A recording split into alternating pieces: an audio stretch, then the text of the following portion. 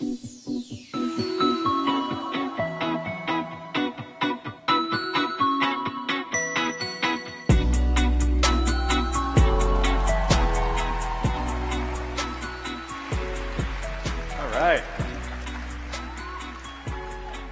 funny, we use this thing.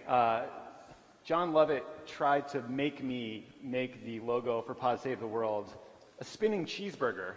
And he made our design team fabricate one out of some material, and now we just put it up with no context. So anyway, hey, J Street, how you doing? First of all, I just want to say thank you, Jeremy, Jess, Ami, the whole J Street team. What you guys have built in a short period of time is truly amazing, and you should be incredibly proud of that work. And thank you to all the people that decided to spend a weekend talking about foreign policy and diplomacy.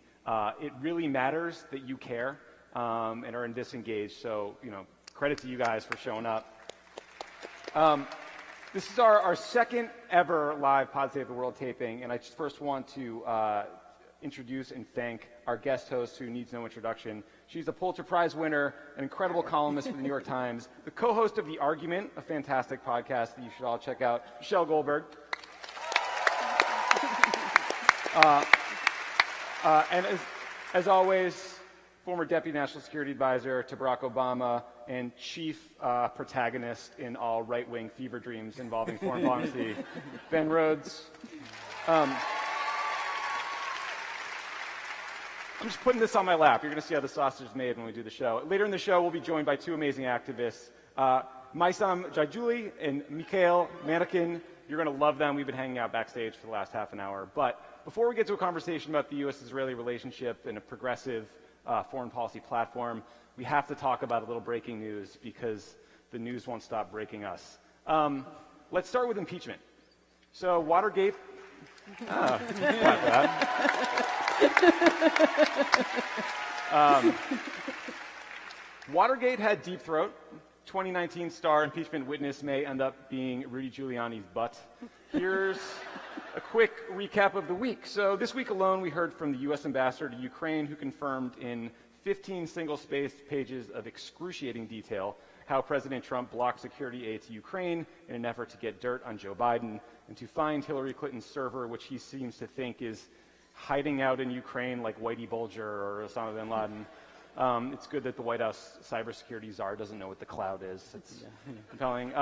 Lacking any substantive response to this testimony, Sentient Axe body spray canister and Congressman Matt Gaetz led a group of congressmen directly from the fraternity mixer to the House Intelligence Committee's secure room to try to shut down the impeachment process. We here in Washington are waiting to see whether the former National Security Advisor John Bolton will be testifying, and Rudy Giuliani is deciding who to butt dial next. So we laugh at these clowns to stay sane, but Michelle, you recently traveled to Ukraine to hear directly from activists about the ways in which Rudy and Donald Trump's actions are harming their anti-corruption work. Can you tell us a bit about that trip? Right, so we can all say Rudy Giuliani and everyone laughs and everyone knows that he's a clown. But if you're in Ukraine, you don't necessarily know that the president's personal lawyer is not someone to be taken seriously. And you can't even really afford to not take him seriously because, Ukrainians have so much riding on American support. So I did a couple of pieces in Ukraine, but the one, I guess, that meant the most to me was, when Giuliani went over there and started claiming that part of the conspiracy theory, and you can't really keep it all straight because it's not meant to be totally coherent, is that Paul Manafort was framed, right? Which, Paul Manafort's in prison for the money that he took out of Ukraine. But the idea is that you remember when they found the black ledger during Donald Trump's presidential campaign, when anti-corruption activists in Ukraine found this ledger from Yanukovych's regime that just listed all these payments to various people, and I think it listed $13 million to Manafort. Yeah. Manafort had to leave the Trump campaign as a result. So part of Giuliani's conspiracy theory, and not just Giuliani, I mean, it's also a Russian conspiracy theory, a lot of people are pushing this, is that this ledger was fake, and that it was faked by kind of puppets of George Soros. And so Giuliani has been in Ukraine very specifically smearing anti-corruption activists and journalists. One of the most famous investigative journalists in the country, was actually advising the new president until Giuliani, because one of the strangest things about Ukraine, and I've never seen this anywhere else, is how many journalists go into government, right? And a lot of them stay journalists while they're in government, which I think is fascinating. Wow. Like, you can be an investigative journalist and in parliament at the same time. Wow, okay. So that's true of this guy I'm talking about, Sergei Lyshenko. So he was advising the new president until all of a sudden Giuliani comes there and says that he's, anti-American, that he's tried to take down Trump by faking this black ledger. All of a sudden he becomes a sort of toxic figure in Ukrainian politics. And the reason that he specifically was singled out is because, a lot of the Ukrainians who are whispering to Giuliani are these corrupt figures with their own agenda. So you could imagine why a super corrupt prosecutor in Ukraine would have a grudge against one of the most famous anti-corruption activists in the country, right? Yeah. So the two names that are hard to keep straight are Yuri Lutsenko, who's bad, and Sergei Lyshenko, who's good. And so, but you have basically Yuri Lutsenko telling, and the other guy, Shulkin, but both of them telling Giuliani that, like, they're picking out their personal enemies in Ukrainian society and saying these are the guys who tried to frame Paul Manafort and tried to torpedo Trump's election. And it's totally disconcerting for them. Sergei Lyshenko said to me, I would expect, I'm used to the mob coming after me. I'm used to corrupt oligarchs coming after me. Mm-hmm. I'm not used to kind of United States officials coming after me. Yeah, no, I bet. Meanwhile, they've been at war with Russian separatists for several years. 13,000 Ukrainians have lost their lives in the fighting. It's an ongoing hot war. Your colleague at the New York Times detailed really compellingly the stakes for these individuals. But then I noticed you raised your hand as a Soros plant. Right. Yeah. Do you have anything you want to get off your chest? I'm sorry I did that because that'll turn up somewhere, I'm sure. No, I mean, look, I think part of what we have to recognize when we look at this, because you're right, it's easy to laugh at the Brooks Brothers riot at the House Intelligence Committee and the kind of insane conspiracy theorizing emanating from the Donald Trump Twitter feed. But as you point out, this is a real country that is in the center of a major geopolitical controversy. They've been invaded by a larger neighbor that has annexed already a portion of their territory, has been literally fueling a war that has killed 13,000 people. And when Donald Trump looks at that country, the only thing he sees is his own political interest. Right. And he's willing to corrupt every lever of U.S. foreign policy. So as someone who worked in the White House, what do you have in terms of the tools of U.S. foreign policy? You have assistance.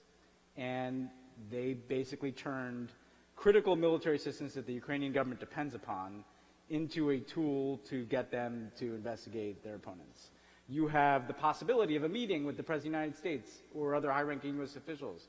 And they held out those meetings as leverage to get them to prosecute or pursue their political opponents. And so literally, they've turned the entire foreign policy of the United States of America into a vehicle to validate really just crazy conspiracy theories, right? And I don't think we fully can appreciate the consequences of that because we're in our political drama here, but the rest of the world is just looking at that and saying, well, this is all these people now care about. Yeah.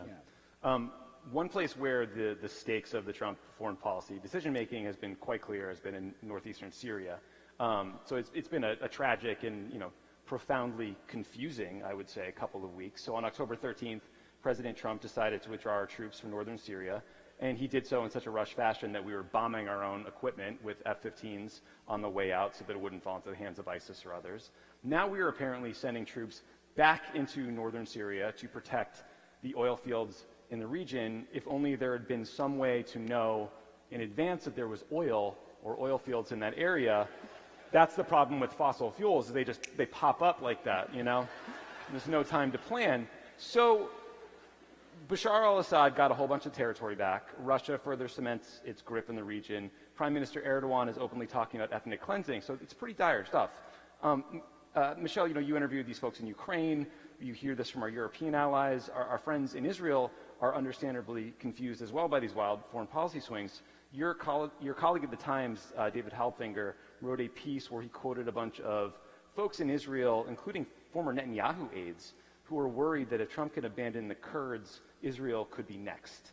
How damaging do you think that kind of sentiment is to America's standing, our ability to get things done, or work with others? Well, I mean, it's obviously you would be crazy to kind of stake your fortunes on the support of the Americans, right? That would be madness.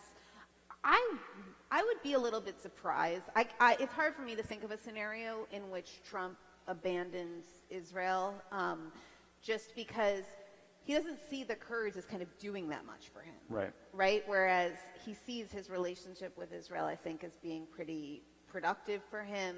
Certainly the current government of Israel is extremely obsequious to him. So, I mean, I can't imagine any country can't predict what Donald Trump's going to do and kind of can't drop their own strategic plans with any sort of certainty about leadership from the United States. But I think there's a few countries that probably can count on Donald Trump's continuing support. Israel, Russia, Saudi Arabia. Right, yeah. Well, if I were to summarize, well put, well said. I mean, if you're to summarize the Trump worldview, right, it's like, if Obama did it, it's bad. If you're an authoritarian, you're cool. If you lead a democracy or a powerful woman like Angela Merkel, I'm going to be a jerk to you. And then you're right, they carve off little bits that are politically beneficial, mostly in Florida. Well, you said something interesting, right? So the one thing that I think Israel probably could do that would maybe undermine this relationship, and I hate to say it, is to elect a woman. Yeah. What? I think when you look at this, though, it's part of a pattern that is problematic. That's a gentle word. But, because you take the fact that we pulled out of all these international agreements, right, which already erodes the capacity of other nations to trust us, because it's not just that you pulled out of the Obama agreements, Paris, the Iran deal, but, arms control treaties and other things. Mm-hmm. But then the reason the Kurdish issue is so important, the whole reason that we initiated this model in the Obama administration is that the American people were no longer going to support large ground operations, large numbers of U.S. troops fighting terrorists. After the Iraq War, that was just not an option. And we had a terrorist organization, ISIS, that we had to deal with. And so what did we do? We put together this totally kind of new model where you had an American-led air campaign, then you had American intelligence, then a small number of American special forces, but we went and enlisted a ground force for this effort. And the Kurds lost 11,000 people fighting essentially as our ground force. Putting aside the complete moral betrayal, what's going to happen the next time America needs people to help us fight terrorism, And part of the issue, and this is why groups like this are so important, the credibility hole that we have to get out of, it's not just the fact that Donald Trump is president of the United States. It's the fact that we elected Donald Trump the president of the United States, right? And so, and that means that, maybe they'll do it again, right? And so it'll take a long time, I think, to restore the capacity of other nations to trust us, or groups like the Kurds who we want to be our allies in a fight like this to trust us. Yeah. That, to me, is the bigger issue. Yeah. So consensus winners of this decision Trump made in Syria seem to be Assad, the Russians, Turkey, and Iran. I know it's early, but those are not Israel's best friends, right, shall we say. Yeah. Do you have a sense of what this new normal might mean for Israel's security? Well, yeah, it's not good. And the problem, because if you looked at the way in which the Syrian civil war was kind of coming to some form of an end, is, Assad and his Russian and Iranian backers had kind of consolidated this level of control over the coastal areas, where most of the population is. But the United States really was, the key player in northern and eastern Syria in terms of an external player, with the Kurdish allies and with some Syrian Arabs who cooperated with us. And so therefore we were at the table, right? And so in discussions about how is power going to be shared in the future? How are we going to deal with the humanitarian situation? How are we going to deal with the repatriation of refugees? The United States was going to have a voice in those negotiations. And now we've completely vacated that role. We're not at that table. Right. That table is now Vladimir Putin and the Iranian Revolutionary Guard and Tayyip Erdogan, right? And that's not what Israel would want. Where are we? We're at some small oil field that Donald Trump figured out existed in eastern Syria, mainly because there was like clearly some meeting at the Pentagon where they're like, well, how can we convince Trump to keep some troops in Syria? Yeah. Let's point out the fact to him that there's an oil field there, and he loves to say, let's get the oil. Yeah, Michelle, there was a background quote in the Washington Post story about this where basically the Pentagon was bragging that they tricked him. Do you get a lot of calls from sources bragging that they tricked the President of the United States? Is that common? My sources are not the people who are in a position to trick the president. But I mean, I feel like that's kind of the obvious modus operandi right now. I mean, Jim Mattis gave this interview, was it today or yesterday, where he talked about how he told Donald Trump, you know, when you replace me, you need to get someone who's not a yes man, otherwise you're going to get impeached, right? And so the correlate, I mean, the implication is that either you get someone who will stop you from doing what you want to do, or you're going to commit crimes, right? Or you're Yes. So that's kind of the entire government. Well, you had a layer of people whose entire function in government was kind of managing Donald Trump, diverting him, subverting his will. And as those people have been hollowed out, you see sort of more and more rolling disasters. Yeah. But, I can't resist. If you listen to the podcast, I have a particular set of views about these people who held themselves out as these grown-ups. You're right? a big fan. I mean, so we've talked about, Jim Mattis, who can't criticize the sitting president as he's on his leadership book tour. John Kelly could be a yes sorry, man. that's what I meant before, John Kelly, not Jim Mattis. Well, Oh, yeah. no, now I'm going to... John Kelly was a yes man for the family separation policy at the Right. border. Mm-hmm. John Kelly was a yes man on a lot of things, right? Just because, he didn't happen to be sitting down the hall while Rudy Giuliani was cooking up this particular scheme doesn't mean that a lot of stuff wasn't happening there when he was the chief of staff. Yeah, no. Michelle, you can be forgiven for forgetting which former cabinet officials said that they were asked to commit crimes because Rex Tillerson literally joked about the same thing with Bob Schieffer years ago, and everyone said, oh, ha, ha, official Washington, crimes are funny. Why and now is he's that so being funny? impeached. I know. It's not all that funny. We're skipping through a little bit because we got a lot to cover, but so let's talk about the Israeli government formation for a minute. So our friends in Israel have gone through 2 elections this year with no resolution. I cannot imagine how frustrating that is. Both essentially ended in a tie between Prime Minister Bibi Netanyahu and former Israeli Army Chief Benny Gantz's Blue and White Party. Netanyahu was unable to form a governing coalition, so now Benny Gantz has about a month to try. Question for both of you, but I'd love to start with you, Michelle. I'm not going to ask anyone to predict what's going to happen in Israel because, boy, was I bad at doing that when it came to American politics in 2016. But if we think Gantz forms a government, what might change? I mean, how should we think about a post-Netanyahu political world?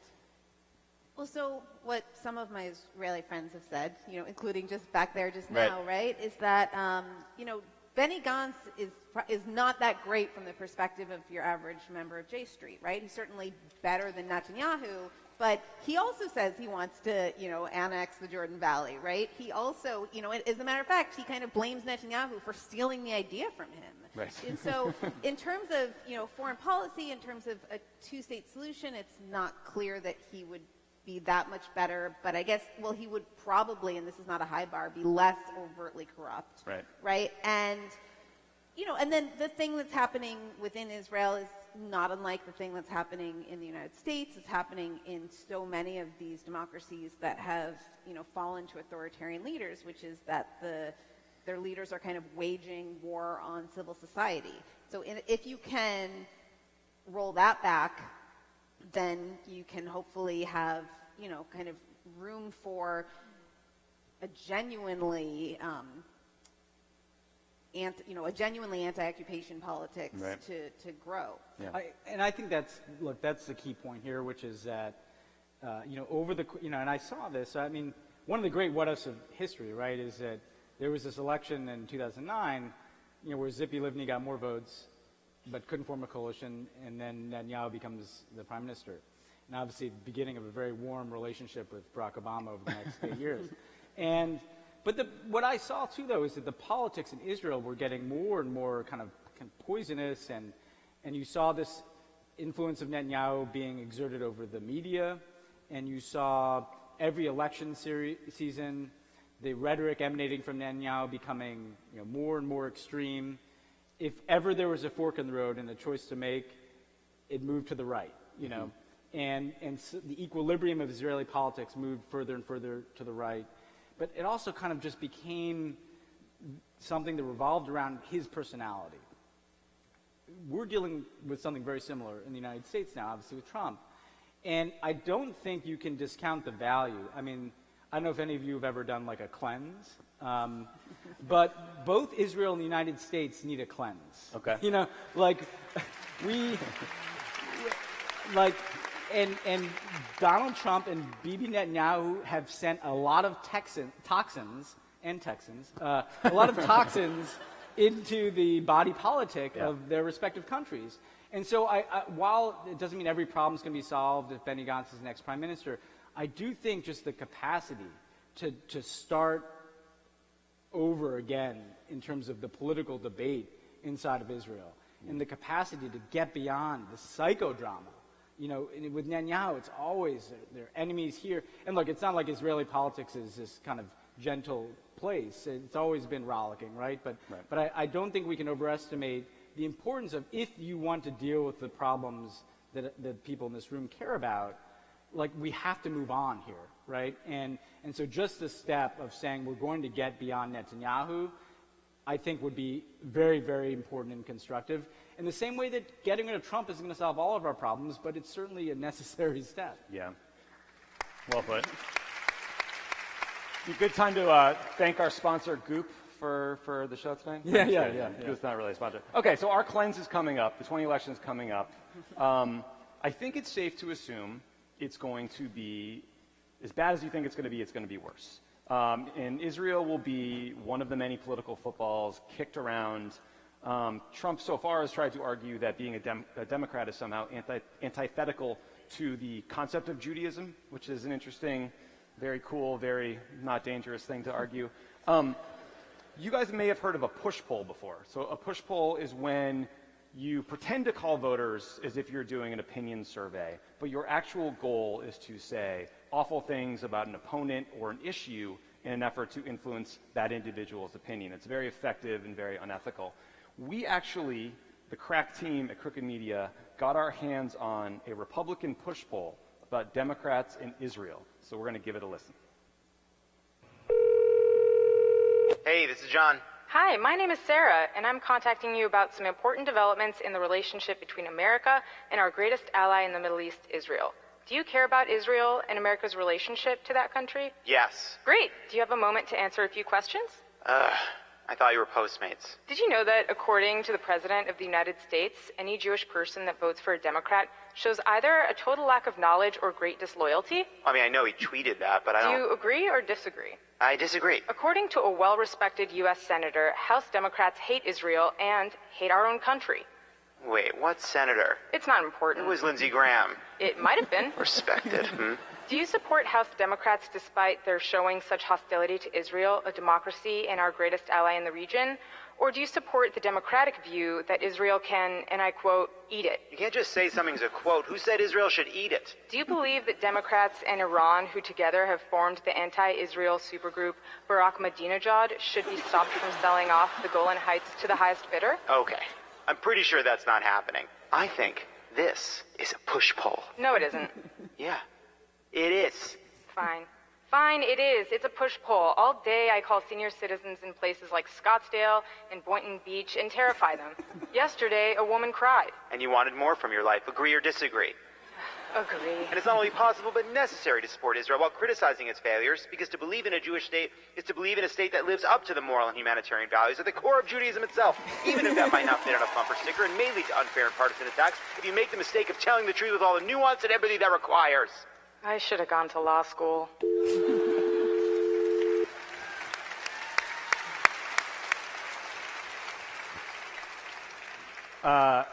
So obviously that was fake news, but I'd like to thank Nar Malconi and John Lovett from our team for lending us their acting chops. But that could be real. Michelle, can you help us prepare ourselves for the attacks that may be made under the guise of supporting Israel? Like, how worried are you about how nasty this campaign is going to get? Well, there's no bottom to how nasty it's going to get. I mean, to me, one of the things that makes me sometimes think that, contrary to Jewish theology, there is a hell and we are in it, is that not only are the fascists back, but the fascists are back and they're accusing the Jews of anti-Semitism, right? I mean, right. like, so you see this, like Sebastian Gorka. Sebastian Gorka's, a lifetime member of this Hungarian Nazi-aligned group. Yeah. Is going around calling all these Jewish Democrats anti-Semites because of their opposition to Israel. And it works a little bit. Like, he singled out this one Elizabeth Warren staffer. And I was talking to a friend of mine, and he was saying that, his mom, who I think is, kind of relatively well-informed, but not super news obsessive, that she heard something that there's an anti-Semite on Elizabeth Warren's campaign, right? An anti-Semite named Max Berger. And so, but that's this, but that's I think where we are. You have this. It happens over and over again. It's so bizarre. There was this one group, this one evangelical group that accused the ADL of anti-Semitism because the ADL makes sense. had criticized something that Trump's, one of Trump's kind of white nationalist excursions. And so I think, so that's what we're going to be up against. And I really, really hope, and it's what makes that kind of rhetoric possible has been the conflation of criticism of Israel with anti-Semitism, right? Because only if those two things are the same can a Gentile accuse a Jew of anti-Semitism because the Jew is to the left of them on Israel. And so I think you have to kind of disentangle that in order to inoculate against these kind of attacks. Yes. Thank you, Facebook, for enabling this. Ben, Trump literally said, if you vote for Democrat, you're being disloyal to the Jewish people and disloyal to Israel, because apparently he kind of understands the dual loyalty trope, but not well enough to avoid it. Obviously he's shameless. He's going to lie. He's going to say whatever. But, to Michelle's point, I mean, how do you think progressives should or can criticize Israeli government policies without making people in Israel feel singled out unfairly? Well, first of all, Trump gave us kind of a, after all of the I think at times, obviously, either willfully disinformed debates about various comments made by Democratic members of the House, it was very useful of Donald Trump to literally show us exactly what the problem is with accusations of dual loyalty. I mean, that's exactly what they were criticizing members of the House, Ilhan Omar in particular, for. But I think there's a couple ways to answer this. I mean, one is, and I kind of alluded to it earlier, frankly, which is that a lot of the things I would be concerned about in Israel, like, I'm even more concerned about them in the United States. This is not a matter of singling out Israel. It's a matter of having a set of principles. But I also think the really important thing to try to do is to frame what your positive vision is. Instead of it just being about, thus far we've been pretty negative, but I believe that progressives have a vision for this country, the United States, that is a much more inclusive and prosperous country and much more secure country. And I also think that what we want for Israel is not something that is punitive. It's not about just heaping criticism on Israel. It's about the fact that we believe that a progressive vision of the U.S.-Israel relationship and a progressive vision of the future of Israel is going to be better for Israel, right? So this is not about wanting to make them the foil for Democrats. It's about the fact that we believe that a two-state solution is in Israel's interest. We believe that an Israel that can count on a progressive partner in the United States to make a case for an Israel that we want to stand behind because it's not engaged in certain policies that are very difficult to defend, that is in the interest of the United States-Israel relationship. So I think that constantly you have to make sure that you're framing not just your criticism of current Israeli policy, but why you believe that there's a better future for both the United States and Israel in this relationship. Well put. Let's talk about some of the Democratic candidates and where they may or may not differ on policy towards Israel. And unfortunately, a lot of this is quite literally punitive. I mean, so Mayor Pete, who will be here this weekend, has criticized the Israeli human rights record and said that as president, he wouldn't let U.S. taxpayer dollars be used to annex the West Bank, which suggests some sort of conditioning of aid. Elizabeth Warren has suggested that freezing aid is on the table as a possible pressure point to stop settlement construction. Bernie Sanders has talked about leveraging U.S. aid to end what he calls racist policies by Netanyahu, but he hasn't, I don't think, gotten that much more specific.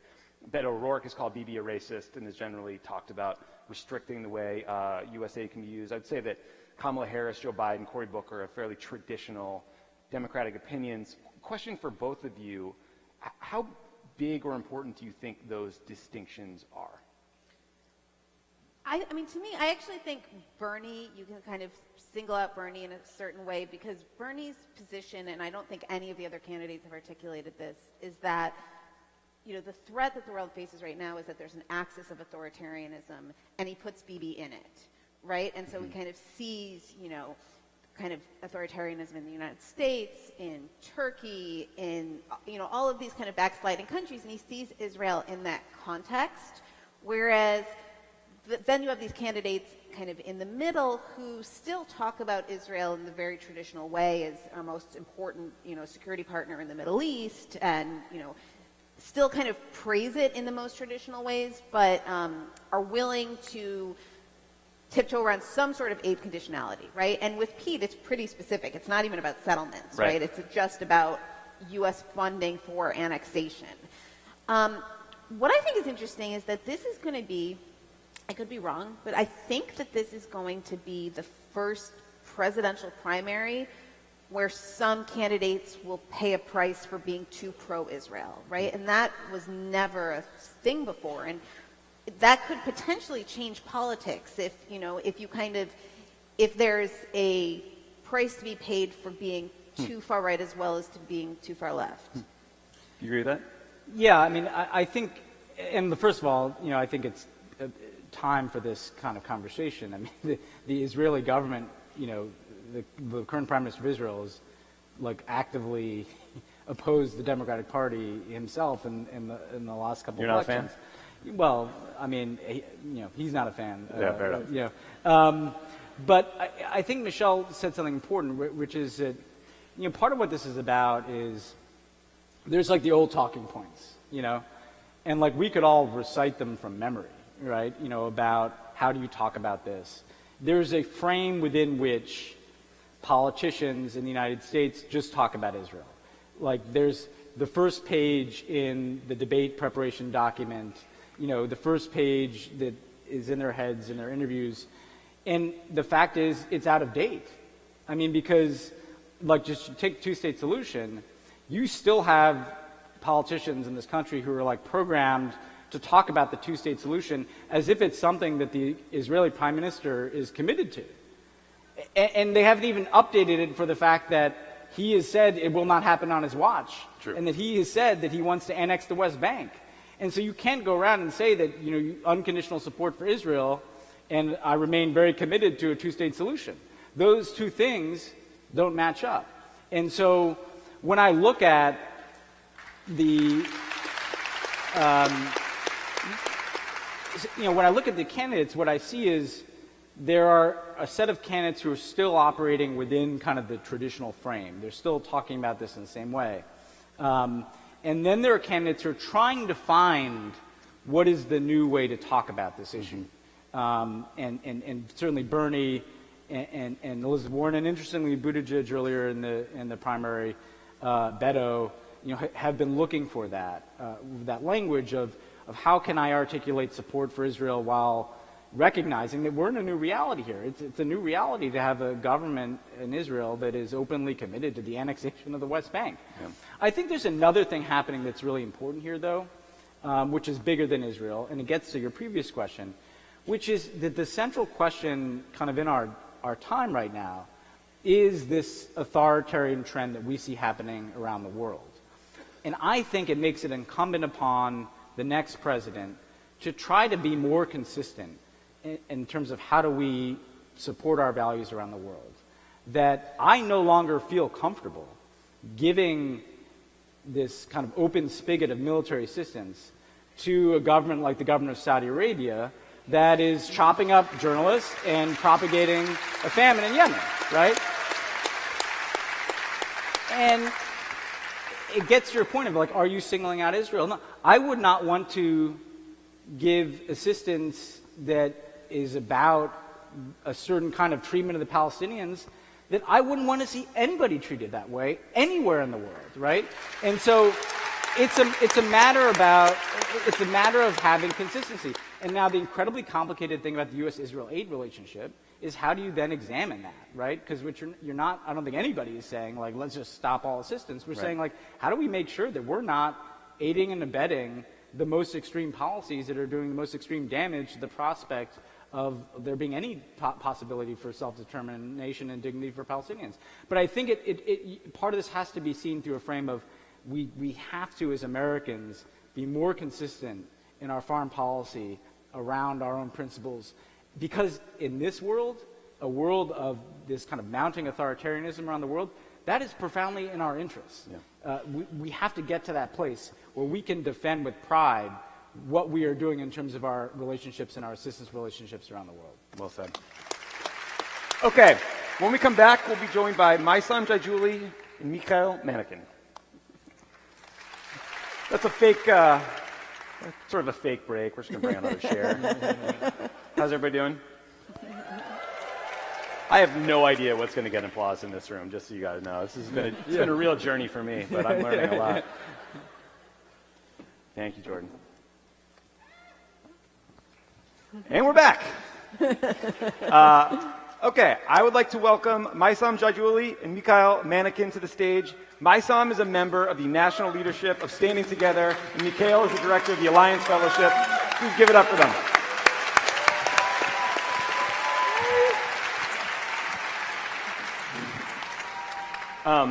We all just hung out backstage for about 45 minutes, and nobody stopped talking the whole time. So I'm going to ask one question, which I assume will be it, to you guys, then we'll just go from there. So you just went through 2 elections. Sorry about that. You must be exhausted. Really excited for a third, I bet. Yeah. When it comes to effective activism, what approaches worked, what didn't, and how worried are you about a potential third election?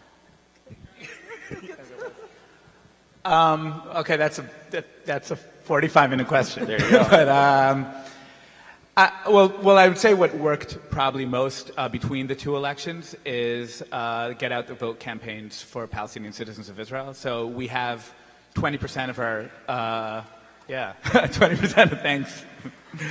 I wasn't really connected to it, but yeah. So I would say 20% of our voter base are Palestinian citizens of Israel and are very relevant to what it means to be a progressive in Israel. And the vote went up from 50%. I know these numbers are very high compared to American standards, but they're low compared to Jewish Israeli standards.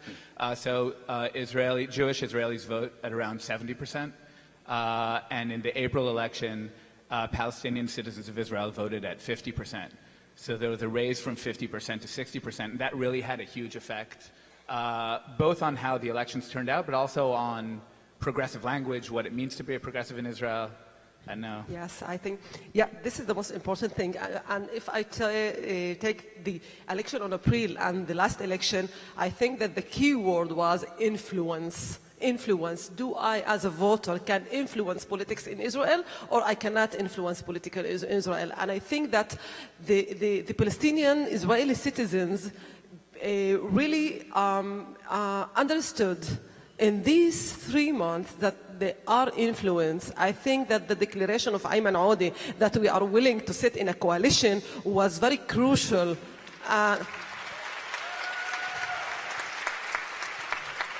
And people understood that they may have influence. And you know what? I think the other parties, especially Kachol Lavan, Blue and White, learned a lesson from the April election. They learned a lesson, to, let's say, not attack the Palestinian Israeli citizen representative in the Knesset, not attack the Palestinian Israeli citizens community in Israel, and that worked. One of the things that's interesting about watching this play out, when we were talking backstage, and I hate to invoke my mother, but I was saying that, my mother's like, an American Jew who follows these issues, and it was like, well, Israel used to be Golda Meir, and then it was Yitzhak Rabin, and now it's Bibi Netanyahu, and you don't see, and as the parties have fractured, right? It used to be, it was Labor and Likud, and I know what team I'm on in that equation, right? But now it's such a fractured landscape, and it's like every election there's some different coalition forming. We're here in a room of American progressive supporters of Israel and supporters of peace. What is it, do you think, Americans need to understand about what the Israeli left is today? And how that is different than it was 20 years ago. What is the Israeli left? If we can no longer identify it with one political party or one or two leaders who everybody knows their name, as activists, as people trying to build this movement, how would you describe who the left is, who the parties are, and where you see the future of progressive politics in Israel emanating from, in addition to what you just said about the Get Out the Vote effort? Do you want me to start? Okay. Actually, I would have said that, when we think about the left in Israel, it's time to think about Jews and Palestinian Israeli citizens. Or you can use the term Arab Israelis. Till now, people, when they thought about the left, they never took into consideration the 20% of the population in Israel, the Palestinian Israeli citizens, and it's time to change it. We are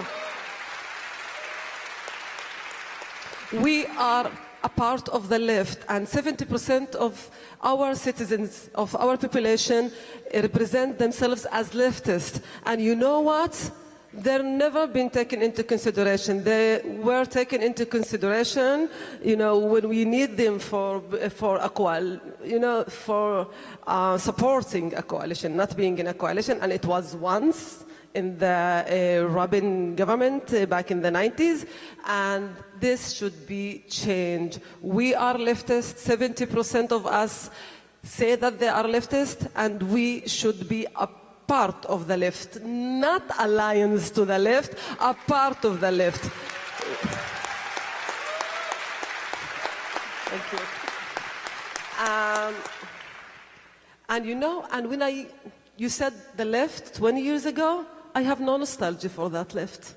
Really. Yeah. I really don't have any nostalgia. I think that we have more leftist people now than we did back there. I think a lot of people from the Labour Party 20 years ago are much more right-wing than the Labour Party now. And I think that we are building a new platform for progressives left in Israel. And yes, it's not the things that we used to be. And this will be interesting, to see how it's going to develop. And which issues we talk about the left, what are the animating issues to that participation and that change?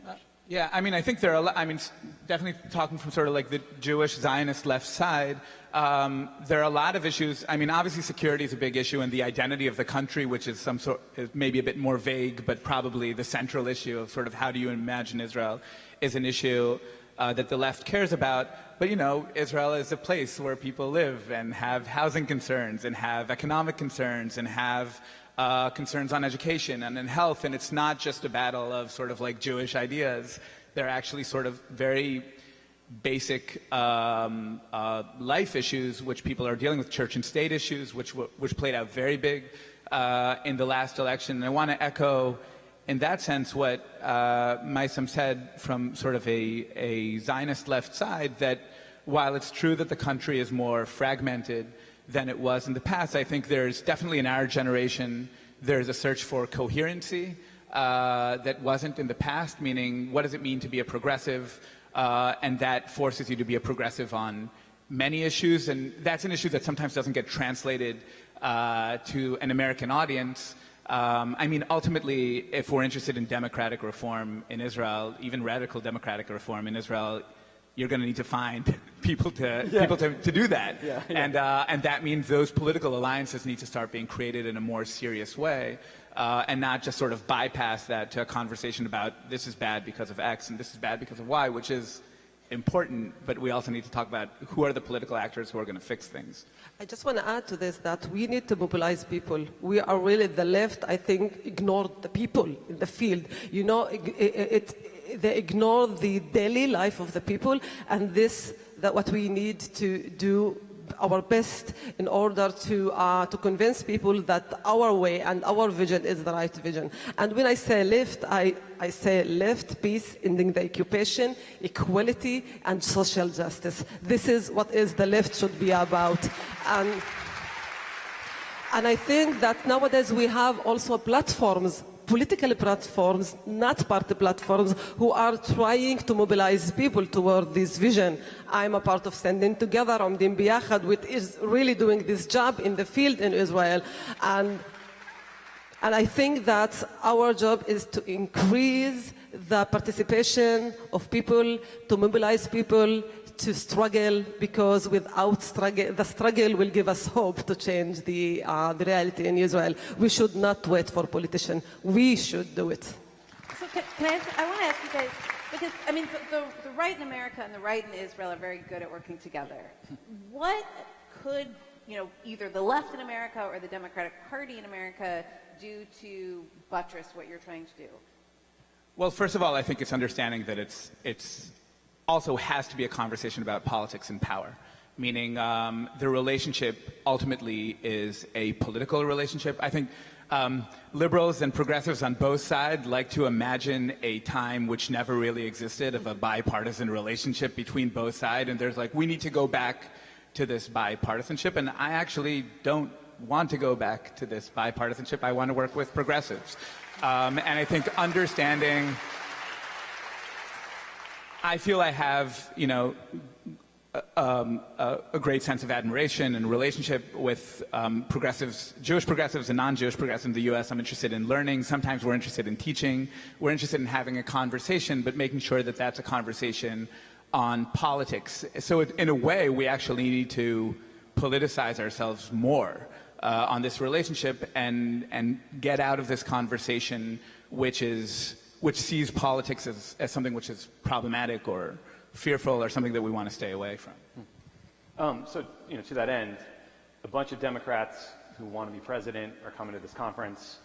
What do you want to hear from them when it comes to U.S. policy towards Israel or support for the PA or Middle East peace, like whatever you want?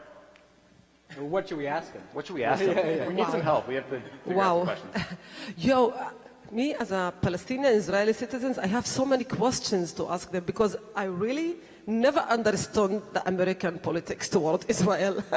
For me, it seems to be, that it was a one-way, relationship, a one-way relationship which supports Israel, and anything that Israel does, it have the support for Democrats and also Republicans. But for me, I all the time say, why they don't come to us? Why they don't come to ask us what is to live in Israel, also as a minority, as a big minority, 20% of the population. Does it, the relationship between, we are a part of the Israeli society, and, we've never been there. So I would want to see more engagement to the real life in Israel, not only the high politics. I don't want the candidates to come, with a list that their advisors wrote for them. I want them to learn more and to be engaged to a wider range of Israelis. And this is, and then I will ask a question. First of all, let them learn more about it. I want to add, it's maybe a bit more sort of wonky, but I think I think the issue of two states is not enough, meaning saying we want two states means so many different things to so many different candidates and so many different people. I mean, it's been said by anywhere from Netanyahu and to the left of that the question of frameworks and the question of what does that actually entail, and are we talking about a full end to the occupation or a more moderate sort of control over the Palestinian people, I think it's really important for Democrats to speak about in a more serious way, especially now when the conversation in Israel, maybe sadly by the center, is like presenting this version of, well, we're ending the occupation, but we're not really.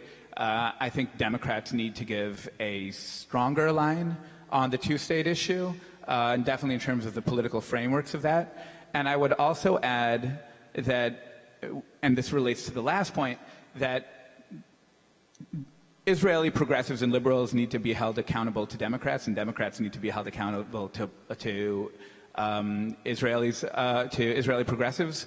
And it's not enough for me that they criticize Netanyahu. I actually want them to say what they'll be working on as an opposition or as an alternative to Netanyahu. I think that that's important. One of the, I mean, you mentioned the two-state, the language around the two-state solution, which I was saying before you guys came out is kind of routinized in a way that it means nothing. Yeah. It's just something that people say to sound like they're reasonable. And what I was struck by too is I feel like in the Obama administration, we should have been clearer about our own positions in terms of final status issues, for instance, much earlier. I mean, John Kerry gave a speech towards the very end of the administration, which he laid out our positions on not just security and territory, but Jerusalem and refugees as well. And part of this is because when Obama, because you get attacked, Obama, when he gave a speech in which he just put out positions in 2011 on just borders and security, which were the widely known U.S. negotiating positions dating all the way back to Bill Clinton. It was, first of all, Bibi Netanyahu came to the Oval Office and lectured him, completely mischaracterized what he'd said, said it was just 67 lines, ignored the fact that there could be any swaps. Do you remember the little, so Obama does that meeting with Netanyahu, the Israeli team leaves, we come in to prep before the press came in. Do you remember the little, chat we had with him? He's like, how'd you think that went? You could tell he was, pretty pissed, but trying to decide if he was going to be publicly pissed. Yeah, he was pissed. He was publicly pissed. He got more and more pissed as he thought about it. Yeah. But, part of this is that there was always something, and this gets to your point about the weaponization of this anti-Semitism issue. It's like everything else in our politics. There's always going to be something that they say you're trying to, I remember one time there wasn't a photographer in the meeting, and it became a 6-year thing, that there was this one meeting where there wasn't an official photographer. I'm going down a tangent here. Yeah. What I'm trying to get to is Palestinian recognition. Yeah. And just the idea of taking positions on these issues obviously has been this third rail we've crossed it. But how we've been talking, a lot of the debate here has been about conditioning of assistance. What about the possibility of American recognition of a Palestinian state? And how would that? I think, being in the opposition, as we both know at this point, is not that great. But one thing it does allow you to do is to be more coherent about your positions. And it seems like even though we're in the opposition, we're still sort of in a negotiation mode. Even though nobody's negotiating with us, we're still well, maybe we'll take this out, we'll leave this in. We can allow ourselves to be much more coherent about Endgame. And when I say Endgame, it's even on the ideological side. So I remember I don't think they use this phrase anymore in the U.S., but we used to talk about a secure Israel and a viable Palestine. And that always sounded weird to me because if you flip it, it gets everybody nervous, like a viable Israel and a secure Palestine and it says something about the lack of parity and the lack of fairness coming from a position of negotiation. Mm-hmm. And now that we're, at this point at least, sort of looking at things from the other side, I think it's a really good time to clear our head and to be more honest about where we want to get to in the end. When we'll be in power, we can start negotiating, but let's talk about where we actually want to end. And from our perspective, it's a maximalist two-state version in which both societies are equally free and independent. Yeah. Yes, I think that the two-state solution is really what we should aim to. But we need really to take it, seriously, not only by declaration. And what happens till now, it's only declaration. Even though, in the Obama demonstration, it was a big declaration, but me, as a Palestinian, I didn't feel that action were done toward really having the two-state solution. I think that a politician in the United States and also the presidents of the United States, they don't have this courage to say it's not only about Israeli security, it's about the Palestinian people who wants their freedom, they want their own country, and it's time. God, it's time. Afterward, when establishing independent state, a Palestinian independent state, we can also talk about other solutions that they will make come. People now talking about the one-state solution or confederation. But what we need to do is to declare and to work forward the two-state solution soon. When people talk, because people talk about the one-state solution here, the BDS movement is, if not kind of mainstream, it's popular on college campuses. Is that helpful to you to have pressure coming from the left, or do you feel like that undermines you? I kind of think it's always good to have pressure from the left. I mean, I have my position, and my position is based on, and I said in the beginning that I'm coming also from a certain place. I believe in many things. Part of that is Jewish right to self-determination. So obviously that puts me in a certain camp, but I think sort of trying to police the conversation happening from the left definitely is counterproductive. I think it sometimes points you in directions which you're unaware of, and you see that on issues of Israel, you see that on other issues as well. I don't think we need to be constantly sort of looking over our shoulder and getting worried about, I have my own positions, but I'm not, but it's fine that other people have other positions. We don't need to freak out about everything that's not what we think.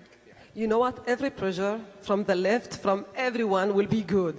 The question is that meanwhile we are talking 70 years, more than 70 years, we are only talking about these issues and nothing has been done yet. And this is our problem, I think that a lot of the Palestinians who live now in the West Bank and Gaza are desperate.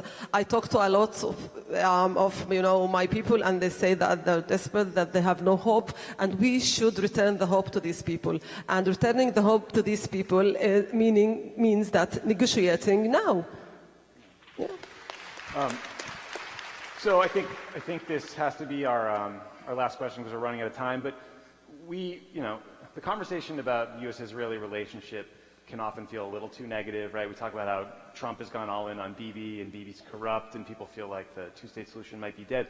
But you guys were telling us backstage, so there's actually a lot more to be hopeful about and excited about when it comes to progressive parties in Israel. Can you relay that conversation we had backstage to this group? So well, it was more convincing backstage that we heard.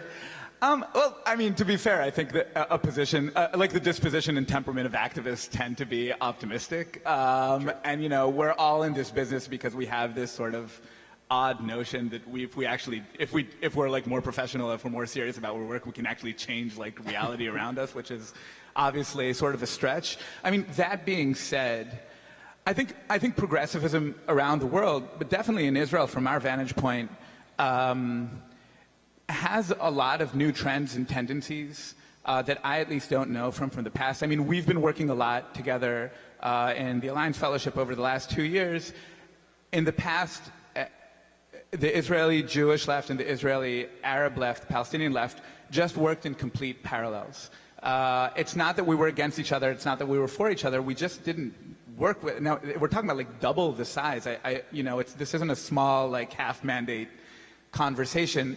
40% of the people who self-identify as left in Israel are Palestinian citizens of Israel, and just that understanding is so optimistic and hopeful in what you can double in size if you work if you work more seriously and also more honestly, but this isn't only a question of tactics and strategy, it's also a question of how do we perceive our identity.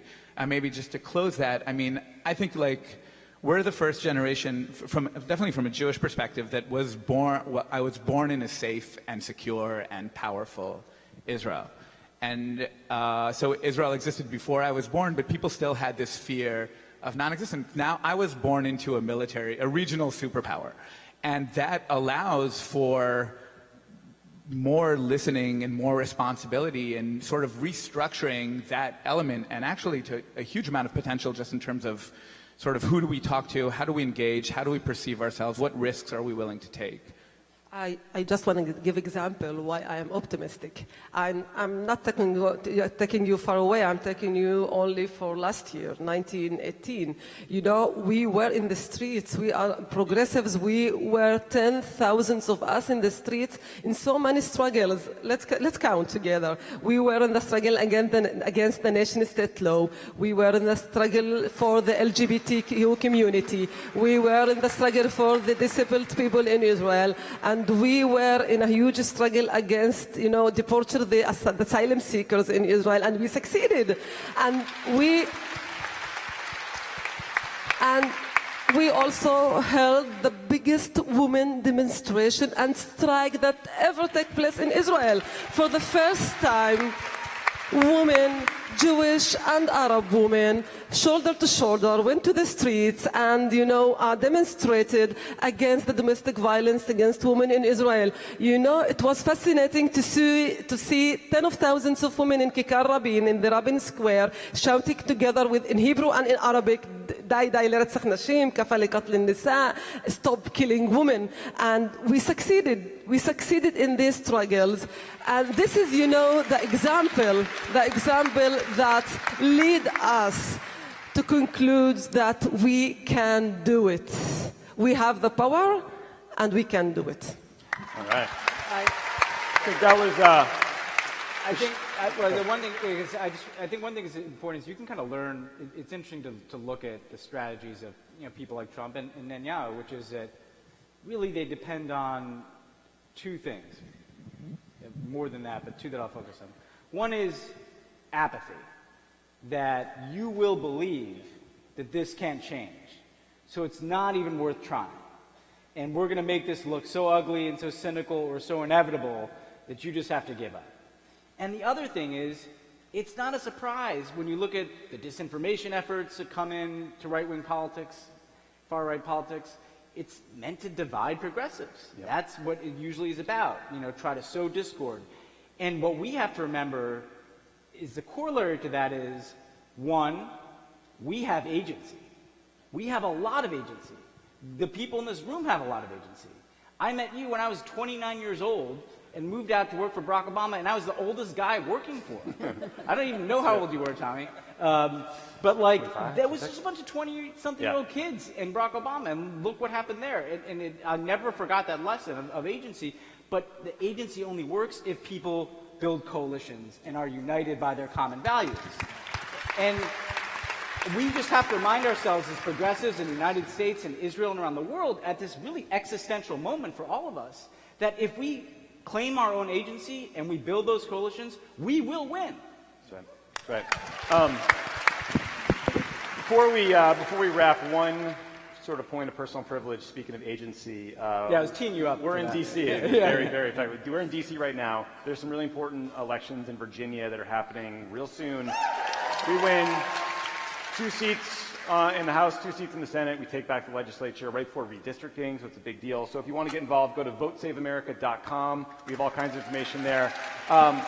Thank you, Maisam. Thank you, Mikhail. Thank you, Michelle. Thank you, J Street, for having us. Great to see you all.